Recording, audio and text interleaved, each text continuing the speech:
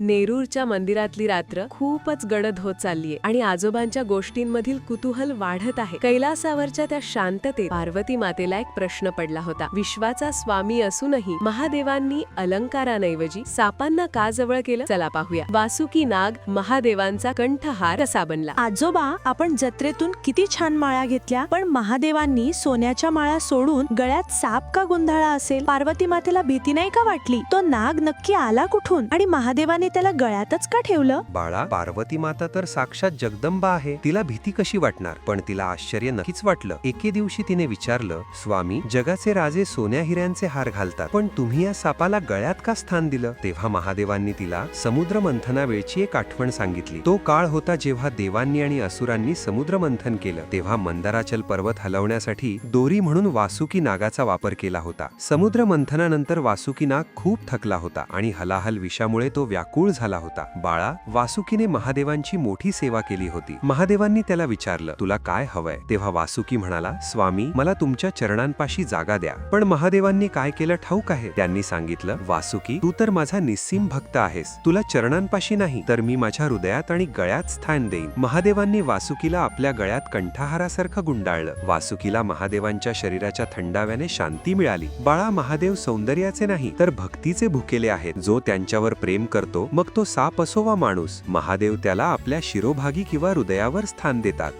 वाह, म्हणजे महादेव आपल्या भक्तासाठी सापाला सुद्धा दागिदा बनवतात तर? आजोबा, हे तर खूपच भारी आहे. पण आजोबा, जशी वासुकीची गोष्ट आहे तशीच महादेवांच्या जटेतल्या गंगेची पण काहीतरी भन्नाट गोष्ट असेल ना? ती इतक्या उंचीवरून महादेवांच्या डोक्यावर कशी काय आली? बाळा, गंगेचा वेग आणि महादेवांचा संयम याची ही गोष्ट खूप थरारक आहे. उद्या नरोरच्या या मंदिरात आपण ऐकणार आहोत महादेवांची गंगा, स्वर्गातून कैलासापर्यंतचा प्रवास. भक्तीचं देणं किती मोठं असतं हे वासुकी नागाच्या गोष्टीवर आपण पाहिलं. पण आता वेळ आहे महादेवांच्या जटेत सामावलेल्या गंगेची शक्ती पाहण्याची. उद्या पाहूया भाग 8, महादेवांची गंगा, आजोबांच्या गोष्टी, सीझन 12 मध्ये. ओम नमः शिवाय. हर हर महादेव.